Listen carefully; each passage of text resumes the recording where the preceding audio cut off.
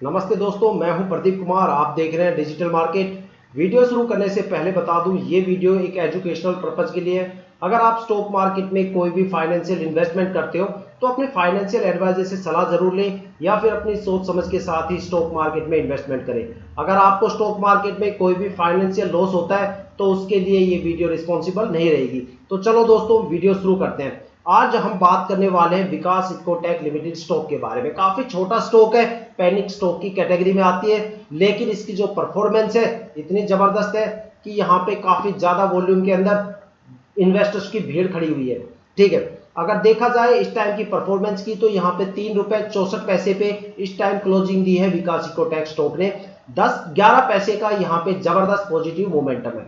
मैं लगातार इस स्टॉक के ऊपर पिछले 3 महीने से कवरेज देता आ रहा हूं। साथ में मैं सभी इन्वेस्टर्स को कह रहा हूं कि भाई साहब, कम से कम 20 या 25 सितंबर तक इस स्टॉक को होल्ड करके जरूर रखना। आपको इस स्टॉक के अंदर एक जबरदस्त पॉजिटिव मोमेंटम भी देखने को मिलेगा और हो सकता है कि यहाँ पे आपको एक अपर सर्किट भी देखने को मिले। हालांकि स्टॉक के अंदर सेलिंग प्रेशर थोड़ा सा ज्यादा है, यहाँ पे जो इन्वेस्टर्स है वो थोड़े पैनिक हो गए। ठीक है, इस वजह से यहाँ पे स्टॉक थोड़ा सा धीरे धीरे परफॉर्मेंस दिखा रहा है, लेकिन इतना श्योर है कि इस स्टॉक में आपको इस हफ्ते में अपर सर्किट देखने को मिले ही मिलेगा, जिसको किसी का बाप नहीं रोक सकता।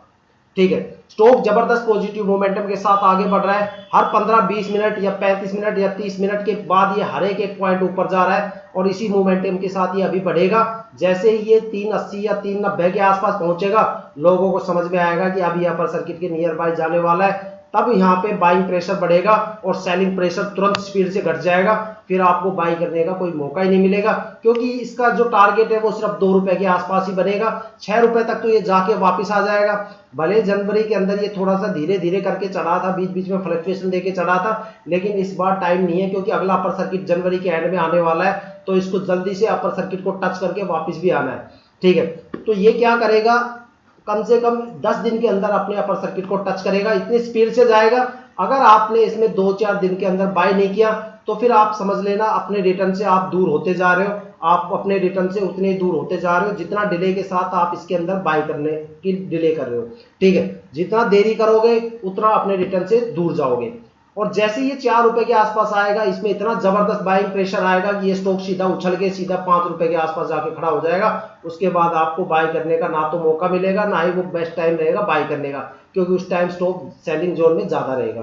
ठीक है, तो ये सबसे बेस्ट टाइम है इसको बाय करने का। अगर आपने बाय नहीं किया तो अभी भी स्टॉक को आप बाय कर सकते हो। जल्दी ही स्टॉक में आपको अपर सर्किट देखने को मिलेगा। देखो, इसके अंदर स्टॉक के अंदर पिछले हफ्ते की अगर बात करें तो यहाँ पे एक जबरदस्त गिरावट हुई थी। इस गिरावट के पीछे का सबसे बड़ा फैक्टर बताता हूं। आप देखो, कोई भी स्टॉक सोल्ड आउट जल्दी कर देते हो क्योंकि आप वीडियो को पूरा नहीं देखते। क्योंकि अगर कोई वीडियो 10 मिनट या 5 मिनट या 8 मिनट की बनती है तो जाहिर सी बात है कि भाई जो हमने एनालिसिस की है वो कुछ तो बात होगी उस एनालिसिस में, या हम कुछ तो पॉइंट आपके सामने लेके आए होंगे जिसकी वजह से वीडियो इतनी लंबी हो गई। क्योंकि जो असली बड़े बड़े पॉइंट होते हैं वो तो वीडियो के लास्ट में समझाए जाते हैं। स्टार्टिंग में तो इंट्रोडक्शन चलती है। ठीक है, तो वीडियो के लास्ट तक बने रहना। आपको ऐसी ऐसी चीज बताऊंगा विकास इकोटेक स्टॉक के बारे में कि आप सोच के दंग रह जाओगे। ठीक है, तो सबसे पहले तो मैं बताता हूं पिछले हफ्ते की जबरदस्त गिरावट की वजह, कि पिछले हफ्ते स्टॉक में इतनी बड़ी गिरावट क्यों हुई। देखो, यहाँ पे जो सबसे बड़ा गेम चला था वो एफआईआई का गेम चला था। एफआईआई ने लगातार 3 महीने में 30,000 करोड़ से ज्यादा के वॉल्यूम में सोल्ड आउट कर दिया, मतलब बिकवाली कर दी। जिसमें से 2 सबसे बड़ी बिकवाली तो एफआईआई ने सितंबर मंथ में कर दी, और दोनों बिकवाली में बड़े लॉस के साथ उसने बिकवाली की है। तो सोच सकते हो एफआईआई को भी लॉस हुआ है, तो इन्वेस्टर्स की तो भाई बात ही क्या है। ठीक है, तो यहाँ पे जो पहला सोल्ड आउट किया है अगर सितंबर में, वो 10 सितंबर के आसपास किया, और दूसरा लास्ट वीक में किया, जिसकी वजह से एफआईआई की जो होल्डिंग है इंडियन स्टॉक मार्केट में वो काफी स्टॉक्स में कम हो गई थी, जिसके चलते स्टॉक्स के अंदर एक भारी भरकम गिरावट देखने को मिली पिछले हफ्ते। लोगों को लगा कि गिरावट का सिलसिला शुरू हो गया, या तो जो मार्केट अगस्त के अंदर क्रैश हुआ था वो सितंबर में दोबारा से रिपीट हो रहा है। कहीं स्टॉक 30 रुपए की 3 रुपए 30 पैसे पे ना चला जाए, या 3 रुपए पे ही क्यों ना चला जाए। इस तरह के हालात मार्केट में बन गए थे। ठीक है, क्योंकि बड़े लेवल पे बिकवाली थी। जैसे सेलिंग प्रेशर बना, एफआईआई ने बनाया, तो वहां पे म्यूचुअल फंड और फाइनेंशियल कंपनियां भी लग गई सोल्ड आउट करने। साथ में जो इन्वेस्टर्स थे उन्होंने भी सेलिंग प्रेशर बना दिया। लेकिन जो बंदे पूरी वीडियो देखते हैं या फिर जो पुराने इन्वेस्टर्स हैं उनको पता होता है कि लीप ईयर में क्या कंसर्न चलता है। ठीक है, और यहाँ पे क्या गेम चल रहा है, तो आराम से चैन से सो रहे हैं। उनको पता है कि दौड़ेगा और दौड़ेगा। भले ये सेलिंग प्रेशर क्यों बना रहा है उसके पीछे का रीजन उनको पता चल गया था। ठीक है, फिर जैसे ही टाइम आया फ्राइडे का, तो यहाँ पे जो सबसे बड़ा गेम खेला वो खेला डीआईआई ने। पता है डीआईआई ने क्या किया, एक बड़े लेवल पे यहाँ पे बाई करके इंडियन स्टॉक मार्केट को, जो तंगी का माहौल लगातार 2 महीने से 3 महीने से मार्केट में चल रहा था, उस मार्केट को उसको तंगी के माहौल से निकाल के एक पॉजिटिव माहौल में लाके खड़ा कर दिया, एक पॉजिटिव मोमेंटम मार्केट को दे दिया। जो कमी एफआईआई की मार्केट में चल रही थी उससे ओवरकम करवा दिया, उससे भी बाहर निकाल दिया। साथ में यही नहीं, सेंसेक्स ने फ्राइडे को 1350 पॉइंट की जबरदस्त उछाल देके अपने पुराने सारे रिकॉर्ड तोड़ के एक नया रिकॉर्ड कायम कर दिया।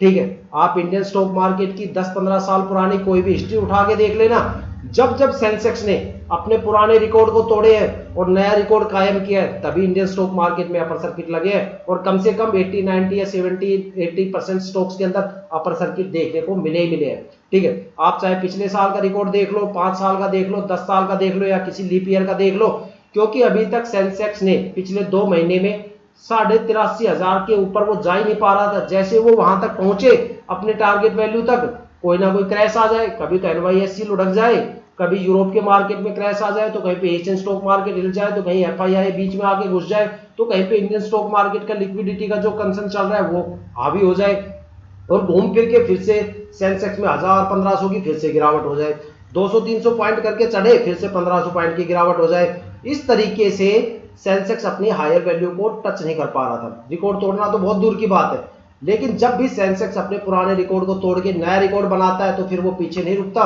फिर वो दौड़ता हुआ ही जाता है। अब आपको मार्केट में ये दौड़ता हुआ मिलेगा। जनवरी तक आपको मार्केट में एक जबरदस्त लेवल का पॉजिटिव मोमेंटम देखने को मिलेगा। साथ में इस हफ्ते में आपको जबरदस्त लेवल के अपर सर्किट देखने को मिलेंगे या फिर पॉजिटिव मोमेंटम देखने को मिलेंगे। फ्राइडे की बात करें तो कम से कम 25% स्टॉक्स के अंदर अपर सर्किट लग चुके। साथ में आज की बात करें तो 30-40 स्टॉक ऐसे हैं जिनके अंदर अपर सर्किट लग गया।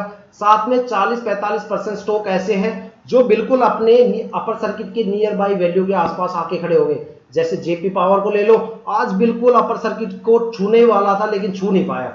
ठीक है, लेकिन उस चीज को भी हम अपर सर्किट ही बोलेंगे क्योंकि इतनी ज्यादा हायर वैल्यू अचीव करने के बाद वो अपर सर्किट के नियर बाई आके खड़ा हो गया, वो अपर सर्किट ही होता है। तो इस तरह के स्टॉक्स भी आज मार्केट में जो अपर सर्किट के नियर बाई आके खड़े हो गए।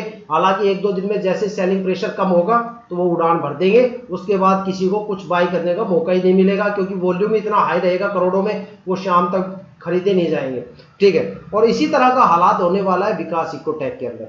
ठीक है, अब 2 ऐसे फैक्टर जिसकी वजह से अगर स्टॉक की 1 मंथ की परफॉर्मेंस की बात करें तो स्टॉक का जो अब मैप है वो एक तरह से पूरी तरह से स्ट्रेट हो गया। ये देखो पूरी तरह से स्टॉक का जो मैप है वो पूरी तरह से स्ट्रेट डाउन चला गया।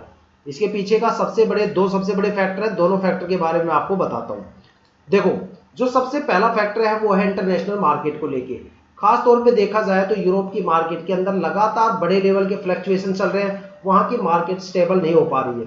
अगर देखा जाए तो वहां पे जियोपॉलिटिकल प्रेशर चल रहे हैं, टेंशन चल रही है। एक तरफ रशिया यूक्रेन भिड़े खड़े हैं तो दूसरी तरफ इजराइल और उसके पड़ोसी देशों के आपस में डंडे बज रहे हैं। वहां पे जो हायर कमिश्नर कंट्रीज है या नॉर्मल कंट्रीज है वो आपस में डायरेक्ट या इनडायरेक्ट रूप से इन्वॉल्व है, जिसका सीधा सीधा असर वहां की इकोनॉमी पे पड़ रहा है। वहां पे लोगों को रोजगार नहीं मिल पा रहा है, मेडिसिन वगैरह की दिक्कत आ रही है। साथ में अगर देखा जाए तो बैंक वगैरह के अंदर क्रैश आ रहे हैं। अगर वहां पे सबसे मजबूत स्टॉक एक्सचेंज एनवाईएससी की बात करें, जहां पे दुनिया की सबसे बड़ी कंपनियां ऑपरेट होती है, माइक्रोसॉफ्ट, गूगल और एप्पल जैसी, एनवाईएससी जो दम रखता है अगर वहां 100 पॉइंट की गिरावट हो जाए तो पूरे एशियन स्टॉक मार्केट को हिलाने का दम रखता है, पूरे इंडियन स्टॉक मार्केट में फ्लक्चुएट देने का दम रखता है। वहां पे 2 सबसे बड़े क्रैश आए। सबसे पहला जो क्रैश आया 5 अगस्त को आया, दूसरा 3 सितंबर को आया। पहले क्रैश के अंदर एनवाईएससी जॉब रिसेशन की वजह से 1000 पॉइंट गिर गया और सेंसेक्स और जापान की जो स्टॉक एक्सचेंज निक्की, जो एशियन स्टॉक मार्केट की बात करें तो जापान स्टॉक एक्सचेंज के अंदर जो निक्की जो स्टॉक एक्सचेंज है उसके अंदर 4500 पॉइंट की गिरावट हुई। चाइना के स्टॉक एक्सचेंज के अंदर संघाई में कम से कम 1800 पॉइंट की गिरावट हुई और इंडियन स्टॉक मार्केट 3500 पॉइंट के साथ ढेर हो गया और वहां पे करोड़ों रुपए इन्वेस्टर्स के पानी में डूब गए। जैसे तैसे करके मार्केट ने अपने आप को रिकवर किया तो 3 सितंबर में फिर से वहां पे सिलिकॉन वैली बैंक में क्रैश आया और एनवाईएससी के अंदर 650 पॉइंट की गिरावट हुई और सेंसेक्स फिर से 1500 पॉइंट ढेर हो गया। बीच बीच में एफआईआई के इशू चल रहे हैं, ऊपर से इंडियन स्टॉक मार्केट में लिक्विडिटी के इशू चल रहे हैं। क्योंकि देखो दुनिया के अलग अलग स्टॉक एक्सचेंज का अलग अलग टाइम होता है अपनी लिक्विडिटी को कंट्रोल करने का, लेकिन इंडियन स्टॉक मार्केट में लिक्विडिटी को सिर्फ लीप ईयर में कंट्रोल किया जाता है। इस वजह से मार्केट के अंदर गिरावट के माहौल बने हुए थे। अब मार्केट पूरी तरह से हेल्दी